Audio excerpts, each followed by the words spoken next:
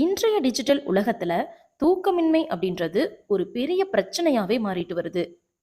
நம்ம ஒரு நாள் நைட் தூங்கலினாலும் அடுத்த நாள் தூங்கியே ஆகணும் அப்படின்ற ஒரு கட்டாயமும், அச்சச்சோ இன்னைக்கு நம்ம தூங்கலையே அதனால ஏதாவது ஆகிருமோ அப்படின்ற ஒரு பதட்டமும் தான் இன்னைக்கு தூக்கமின்மைக்கு ஒரு முக்கிய காரணமாவே இருந்துட்டு இருக்கு. தூக்கமின்மை அப்படின்றது ஒவ்வொரு மனிதர்களுக்கு ஏற்ப மாறுபடுது. மேக்சிமம் எல்லாரும் தூங்குறதுக்கு முன்னாடி தான் அன்றைய தினத்துல நடந்த விஷயம் அண்ட் கடந்த காலத்துல நடந்து முடிஞ்ச விஷயம் அண்ட் இனி எதிர்காலத்துல என்ன நடக்குமோன்னு சொல்லி அவங்களுக்கு இருக்க பிரச்சனைகளாகட்டும் அண்ட் ஏதாவது ஒரு விஷயத்தை பத்தி ரொம்ப டீப்பா ஓவர் திங்கிங் பண்ண ஆரம்பிப்பாங்க. இதனால வரக்கூடிய டிப்ரெஷன் தான் தூக்கமின்மைக்கு ஒரு முக்கிய காரணமாவே இருக்கு. அடுத்து நம்ம எல்லாருக்குமே தெரிஞ்ச ஒரு பொதுவான காரணம் தான். நைட்டு 1 மணி 2 மணி ஆனாலும் மொபைல் ஃபோன், டிவி, கம்ப்யூட்டர்ன்னு அப்பதான் ரொம்ப இன்ட்ரெஸ்டிங்கா ஸ்க்ரோல் பண்ணி பார்க்கவே ஆரம்பிப்பாங்க. தூங்கணும்னு நம்ம மூளை அப்பப்போ ஞாபகப்படுத்தினாலும், அங்கிட்டு போய் ஓரமா உட்காருன்னு நம்ம மூளைய ஒரு ஓரமா வச்சுட்டு, அப்பதான் ரொம்ப இன்ட்ரெஸ்டிங்காவே பார்க்க ஆரம்பிப்போம். இது அப்போதைக்கு நல்லா இருந்தாலும், உங்களோட ஸ்லீப்பிங் சைக்கிள் டோட்டலா சேஞ்ச் ஆகி, ஒரு கட்டத்துல அது தூக்கமின்மைக்கு முக்கிய காரணமாவே நின்றுது. இன்னொன்னு பார்த்தீங்கன்னா, நிறைய பேர் இரவு நேரத்துல வேலை செஞ்சுட்டு பகல் நேரத்துல தூங்குவாங்க. அதனால கூட தூக்கமின்மை ஏற்படலாம்னு சொல்றாங்க. அண்ட் சில பேர் வீட்ல இருக்கவங்க பகல்ல நல்லா தூங்கிட்டாலும் நைட்டு தூக்கமே வராது. இதுவும் தூக்கமின்மைக்கு ஒரு முக்கிய காரணமா இருக்கு. அண்ட் அதுக்கப்புறம் சுகர், பிபி, ஆஸ்துமா இந்த மாதிரி ஒரு சில நோய்களால கூட தூக்கமின்மை வரலாம். அடுத்து படுத்தவுடன் ஆழ்ந்த தூக்கம் வருவதற்கான சில எளிய வழிகளை பார்க்கலாம். தூக்கமின்மை பற்றி டாக்டர்ஸ் என்ன பரிந்துரைக்கிறாங்க அப்படின்னா, நமக்கு தொடர்ந்து தூக்கம் இல்லைன்னா தூக்க மாத்திரை போடுறதை விட்டுட்டு நம்ம அன்றாட வாழ்க்கையில சில விஷயங்களை சேஞ்ச் பண்ணாவே இந்த தூக்கமின்மையை சரி பண்ண முடியும்னு சொல்றாங்க. அதுல மிக முக்கியமானது என்னன்னா, தூங்கணும்னு ட்ரை பண்ணக்கூடாதாமா. சில பேர் நைட்டு ஃபுல்லா நான் தூங்க ட்ரை பண்ணேன் ஆனா எனக்கு தூக்கமே வரலன்னு சொல்லி ரொம்ப வருத்தப்படுவாங்க. ஏன்னா தூக்கம் அப்படின்றது இயல்பாக தான் வரணுமே தவிர அதை ட்ரை பண்ணியோ இல்லை எஃபோர்ட் போட்டோ கொண்டு வரக்கூடாதுன்னு சொல்கிறாங்க. நமக்கு நைட்டு தூங்க ட்ரை பண்ணும்போது ஒரு 15 நிமிஷத்துக்கு மேலே நமக்கு தூக்கம் வரலினா உடனடியாக பெட்ல இருந்து எழுந்து வேற ஏதாவது ஒரு வேலையில் கவனம் செலுத்த சொல்கிறாங்க. அதாவது ஏதாவது ஒரு புக் படிக்கலாம், இல்லைன்னா மெலடி சாங் கேட்கலாம். இந்த மாதிரி ஏதாவது ஒரு வேலையில் கவனம் செலுத்திட்டு திரும்ப நம்மளுக்கு அகைன் தூக்கம் வரும்போது போய் தூங்கணும்னு சொல்கிறாங்க. ஒரு சிலருக்கு புத்தகம் படிச்சாவே நல்லா தூக்கம் வரும்னு சொல்லுவாங்க. ஃபார் எக்ஸாம்பிள், நம்ம ஸ்கூல் படிக்கிற டைம்ல புக்கை எடுத்தாவே நல்லா தூக்கம் வரும். அந்த மாதிரி தான் ஏதாவது ஒரு நல்ல புத்தகத்தை எடுத்து நீங்க படிக்கும்போது அதனால வரக்கூடிய ஒரு நல்ல எண்ணங்களால கூட உங்களுக்கு நல்ல தூக்கம் வர அதிக வாய்ப்பு இருக்கு. அதே மாதிரி டைரி எழுதுறவங்களா இருந்துச்சுன்னா இன்னுமே ஈஸியா இருக்கும் உங்களுக்கு தூக்கம் வர. பிகாஸ் உங்களுக்கு இருக்கக்கூடிய பிரச்சனைகளை எப்படி ஃபேஸ் பண்றதுன்னு தெரியாம ஓவர் திங்கிங்னால கூட தூக்கம் வராம இருக்கலாம். அதனால உங்களோட பிரச்சனைகளை எல்லாமே உங்க டைரியில ஷேர் பண்ணிட்டாவே பாதி வாரம் குறைஞ்ச மாதிரி நீங்க ஃபீல் பண்ணி உங்களுக்கு அது தூக்கம் வர ரொம்ப உதவியா இருக்கும். அடுத்து நம்ம தூங்குறதுக்கு 1 மணி நேரத்துக்கு முன்னாடியே நம்ம mobile phone, TV, laptop use பண்றதை தவிர்க்கணும். ஏன்னா அதில் இருந்து வரக்கூடிய ப்ளூ லைட் மெலட்டோனின்னு சொல்லக்கூடிய தூக்கத்தை வர வைக்கிற ஹார்மோனை தடை பண்ணுது. இதனால தான் அது தூக்கமின்மைக்கு மிக முக்கிய காரணமா இருக்கு. அது மட்டும் இல்லாம தூங்குற சூழலை நம்ம கரெக்டா உருவாக்கணும். நம்ம தூங்குறப்போ நல்ல இருட்டான அறையில தூங்குறது நல்லது. ஏன்னா இந்த டார்க்கான இருட்டுல தான் இந்த மெலட்டோனின் அப்படின்ற ஹார்மோன் சுரப்பு அதிகமா இருக்கும். அப்பதான் ஆழ்ந்த தூக்கம் வரும்னு சொல்றாங்க. உங்களுக்கு தூக்கமின்மை பிரச்சனை இருந்தா கஃபின்னு சொல்லக்கூடிய காஃபிய நம்ம மாலை நேரங்கள்ல குடிக்கிறத தவிர்க்கணும். ஏன்னா நம்ம குடிக்கிற காஃபி 12 மணி நேரமும் நம்ம உடம்புல தான் இருக்குமாமா. அந்த 12 மணி நேரமும் அது நம்ம மூளைய ரொம்ப சுறுசுறுப்பா வச்சிருக்கிறதுனால அது நமக்கு தூக்கமின்மை ஏற்பட ஒரு முக்கிய காரணமா இருக்கும்னு சொல்றாங்க.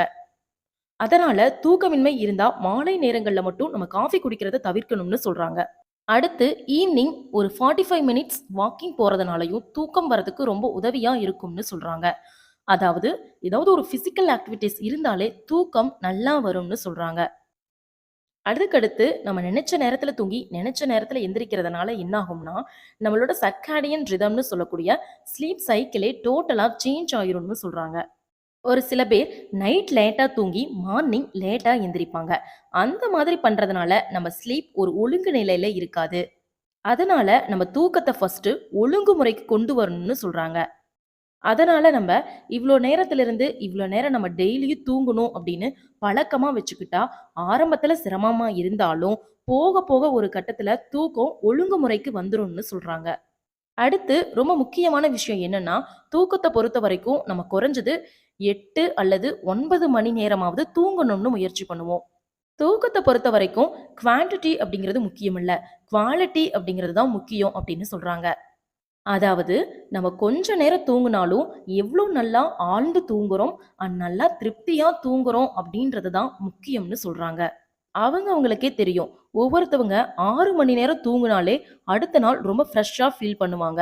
அது உங்களுக்கே தெரியும். அடுத்த நாள் உங்களுக்கு கண்ணெரிச்சல் இல்லாம சோர்வா இல்லாம இருந்தாலே, நீங்க நைட் நல்லா தூங்கியிருக்கீங்கன்னு அர்த்தம். அவ்ளோ மணி நேரம் தூக்கம் உங்களுக்கு போதுமானதுன்னு அர்த்தம். இந்த மாதிரி உங்களுக்கான ஆழ்ந்த தூக்கம் ஒவ்வொருத்தவங்களுக்கு தகுந்த மாதிரி வேறுபடும். அதனால தூக்கத்த பத்தி கவலைப்படாம, தூக்கம் வரலையேன்னு நெனச்சுக்கிட்டு, அதையவே ஒரு பதட்டமா ஆக்கிக்கிட்டு, அதனால வரக்கூடிய ஸ்ட்ரெஸ் தான் இன்னைக்கு தூக்கமின்மைக்கு ஒரு முக்கிய காரணமாவே இருக்கு. கொஞ்ச நேரம் தூங்குனாலும், அதுக்கேத்த மாதிரி நம்ம உடம்பு அடாப்ட் ஆகிரும்னு சொல்றாங்க. அதனால தூக்கத்த எப்பயுமே ஒழுங்கு நிலையில வச்சுக்க சொல்றாங்க. அதாவது ஒரே நேரத்துல படுத்து, ஒரே நேரத்துல எந்திரிக்கணும்னு சொல்றாங்க. நம்ம தூங்குறதுக்கு ஒரு டைம ஃபிக்ஸ் பண்ணிட்டாவே, தூக்கம் அப்படின்றது ஒரு முக்கியமான பிரச்சனையாவே இருக்காதுன்னு சொல்றாங்க. அதே மாதிரி நைட்டு தூங்குறதுக்கு முன்னாடி ரொம்ப ஹெவியா சாப்பிட்டும் படுக்கக்கூடாது. அதே மாதிரி பட்டினியாவும் படுக்கக்கூடாதுன்னு சொல்றாங்க. இது தூக்கமின்மைக்கு ஒரு முக்கிய காரணமா இருக்கும். மொத்தத்தில நம்ம நைட் தூங்கும்போது எத பத்தியுமே யோசிக்காம மன அமைதியா இருந்தாவே நல்லா தூக்கம் வரும்னு சொல்றாங்க. உங்களுக்கு எந்த மாதிரியான பிரச்சனைகள் இருந்தாலும் என்னால் அதை சரி பண்ண முடியும். கண்டிப்பா அது ஒரு நாள் சரியாகும்னு நம்பி தூங்குறதுக்கு போங்க. கண்டிப்பா தூக்கம் வரும்னு சொல்றாங்க. ஒரு நாள் தூங்கலினாலும் என்ன தலையா போயிற போகுது. இன்னைக்கு தூக்கம் வரலைன்னா நாளைக்கு கண்டிப்பா தூக்கம் வரப்போகுதுன்னு சொல்லிட்டு தூங்க போங்க. கண்டிப்பா பிரச்சனைன்னு ஒண்ணு இருந்தா, அதுக்கு தீர்வுன்னு ஒண்ணு இருக்கும். அதே மாதிரி தான் தூக்கமின்மையும். மேற்கண்ட வழிகள நீங்க கடைபிடித்தும் உங்களுக்கு தூக்கம் வரலினா, இப்பதான் நவீனம் எவ்வளவோ வளர்ந்துருச்சு. டாக்டர்ஸ் கிட்ட கவுன்சிலிங் போனா, கண்டிப்பா அது சரியாகிரும்னு நம்புங்க. உங்களுக்கு இன்னொரு டிப்ஸ் கூட சொல்றேன். உங்களால முடிஞ்சா கண்டிப்பா ட்ரை பண்ணி பாருங்க. தூக்கம் வராதப்போ அமைதியா உட்காந்து மெடிடேட் பண்றது மூலமா கண்டிப்பா தூக்கம் வரும்னு சொல்றாங்க. இந்த மாதிரி அமைதியா சொல்லி பாருங்க. என் கால் விரல்கள் ஓய்வாக உள்ளன. என் கணுக்கால்கள் ஓய்வாக உள்ளன. என் வயிற்றுத் தசைகள் ஓய்வாக உள்ளன. என் இதயமும் நுரையீரல்களும் ஓய்வாக உள்ளன. என் கைகளும் மேற்கைகளும் ஓய்வாக உள்ளன. என் கழுத்து ஓய்வாக உள்ளது. என் மூளை ஓய்வாக உள்ளது. என் கண்கள் ஓய்வாக உள்ளன. என் முழு உடலும் ஓய்வாக உள்ளன. நான் எல்லோரையும் முழுவதுமாகவும் தாராளமாகவும் மன்னிக்கிறேன். அவர்களுக்கு இணக்கமும் ஆரோக்கியமும் அமைதியும் வாழ்வின் அனைத்து ஆசீர்வாதங்களும் கிடைக்க வேண்டும் என்று உண்மையிலேயே வாழ்த்துகிறேன். நான் சமநிலையில் அமைதியாக சாந்தமாக இருக்கிறேன். என்னுள் இருக்கும் தெய்வீக இருத்தலை நான் உணரும்போது ஒரு மாபெரும் அசைவின்மை என்னை சூழ்ந்து கொள்கிறது. ஒரு மாபெரும் சாந்தம் என் முழு உடலையும் அமைதிப்படுத்துகிறது. வாழ்க்கை மற்றும் அன்பை பற்றிய உணர்தல் என்னை குணமாக்குகிறது என்பதை நான் அறிகிறேன். அன்பினும் சுவாசத்தால் என்னை போர்த்திக் கொண்டு அனைவருடைய நலனையும் மனத்தில் நிறைத்துக் கொண்டு உறங்குகிறேன். இரவு முழுதும் அமைதி என்னுடன் வாசம் செய்கிறது. காலையில் நான் வாழ்வினாலும் அன்பாலும் நிறைந்திருப்பேன். அன்பின் வளையம் என்னை சூழ்ந்துள்ளது. நான் அமைதியாக உறங்கி ஆனந்தமாக விழித்தெழுகிறேன்.